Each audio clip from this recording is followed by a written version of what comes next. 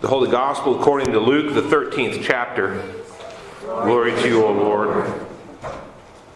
At that very hour, some Pharisees came and said to Jesus, "Get away from here, for Herod wants to kill you." He said to them, "Go and tell that fox for me. Listen, I am casting out demons and performing cures today and tomorrow, and on the third day I finish my work. Yet today, tomorrow, and the next day I must be on my way, because it is impossible for a prophet to be killed outside of Jerusalem." Jerusalem. Jerusalem, the city that kills the prophets and stones those who are sent to it.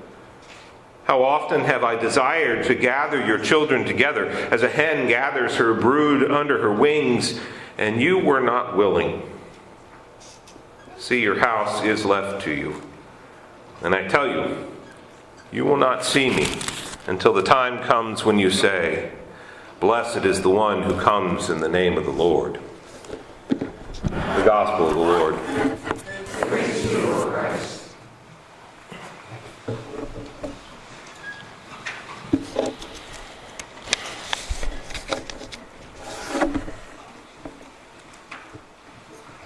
Hello, brother. Those are the words reportedly spoken by a Muslim worshiper at the Al-Noor Mosque in Christchurch, New Zealand 2 days ago. Spoken to a man dressed in black camouflage, carrying a semi-automatic rifle, who had walked in the door and was pointing the weapon at him.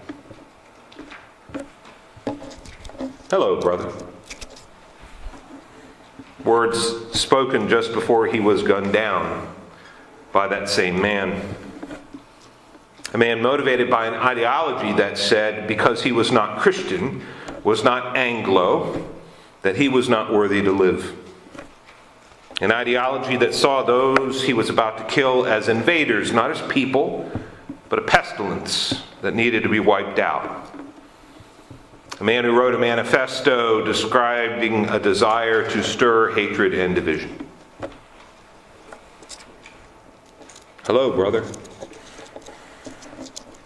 It's a greeting that we might extend to someone who comes into our own worship space. Hey, brother.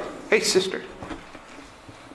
It's a recognition of an immediate relationship that extends beyond blood, beyond race.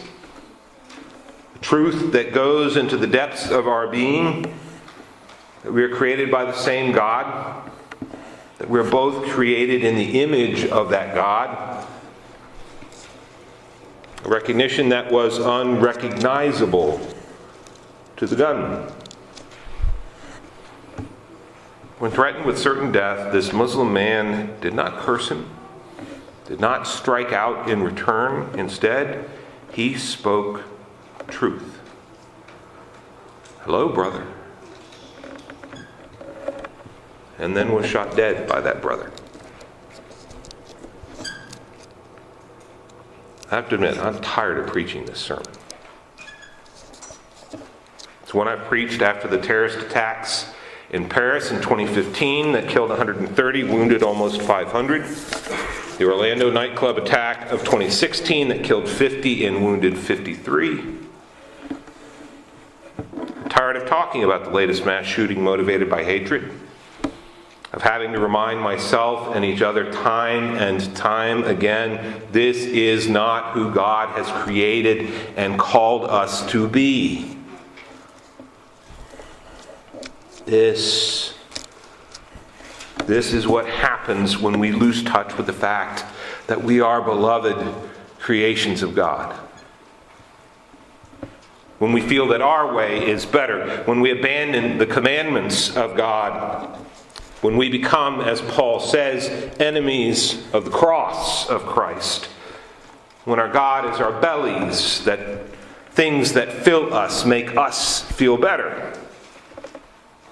When the things we glory in are the very things we ought to be ashamed of. When we believe we know better and set our minds on earthly things. And even more than my anger, my frustration over these things, I cry the same tears that Paul cries. I think of how immensely sad it must be for God to see God's children kill one another.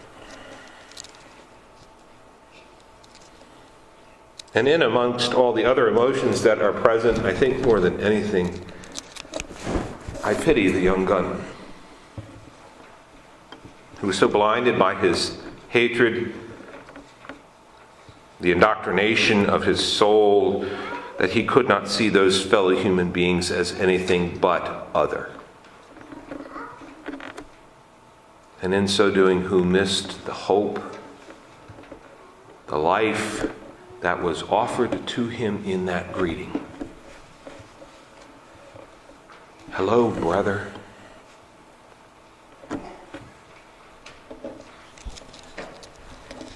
Gathered at the table on Maundy Thursday, Christ's final commandment to his disciples, to us, is to love one another. In the same way that I have loved you, love one another. It's agape, that self-sacrificial, other-centered love that we've been talking about since September. It's a love that's not just for some people, but is expanded to include all people. A love that even when challenged and threatened with death, didn't return hate for hate, evil for evil. Hey, Jesus, the Pharisees warn, better hit the road. Herod's looking to kill you. The Herod mentioned is Herod Antipas, ruler of the territory of Galilee. He was a man with a burning ambition to retain his kingdom, perhaps to gain more, and from what we know of history, there wasn't much that would stand in his way. He wasn't above having those who threatened his rule killed. And so while it's not a gunman in front of him, this was not an idle threat.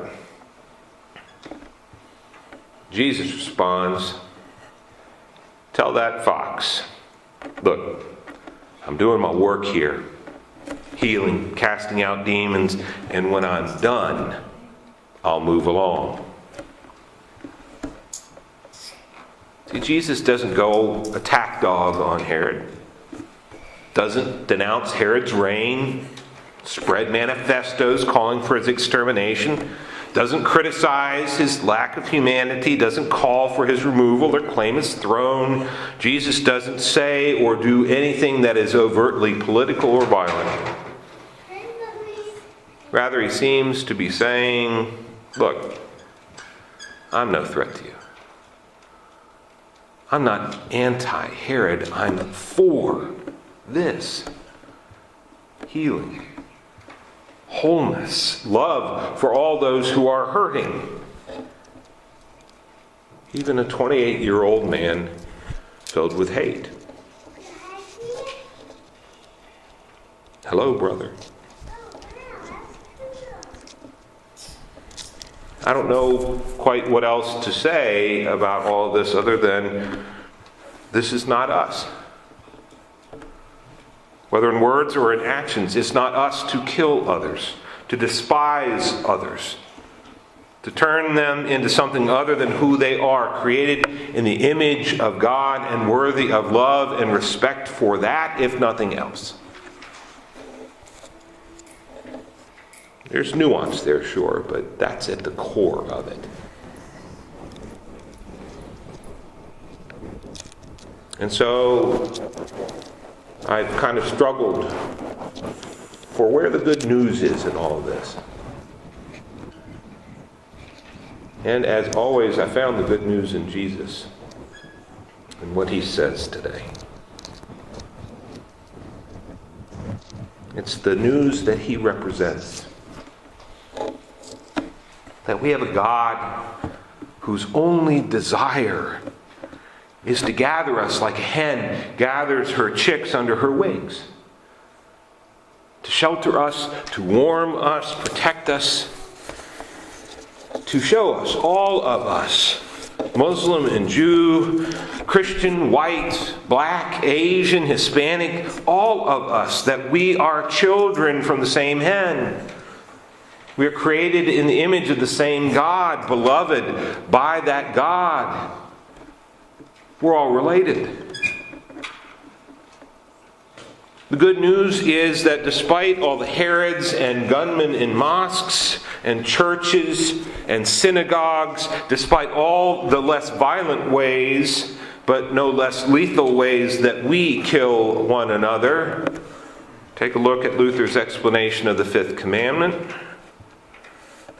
Despite all that, we have a God who desires, wishes above everything to gather us together, to demonstrate God's love for each of us, for all of us, and who expresses that desire again and again in Scripture, who relentlessly pursues, reaches out to, and sustains us, God's people.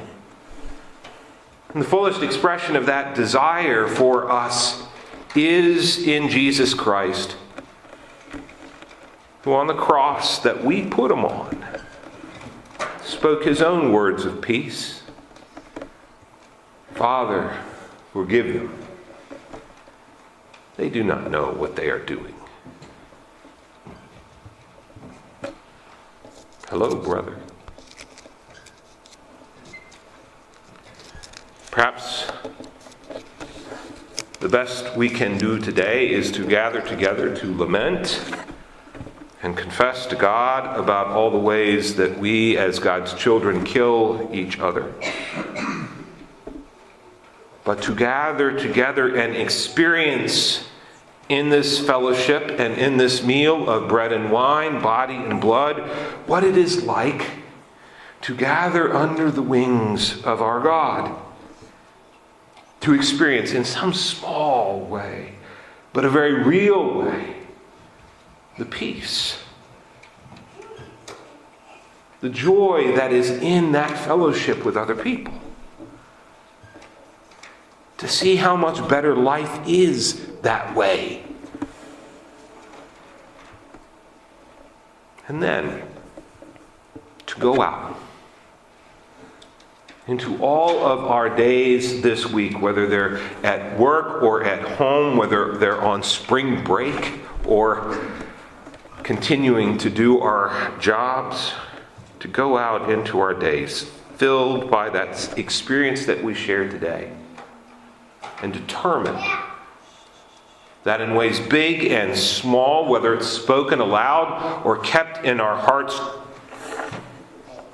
but firmly expressed in all of our actions towards everyone we meet, to say out loud or in those actions to all we meet, hello, sister.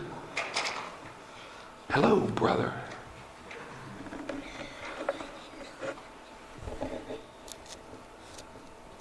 Lord, have mercy. Christ, have mercy. Lord, have mercy. May it be so. Amen.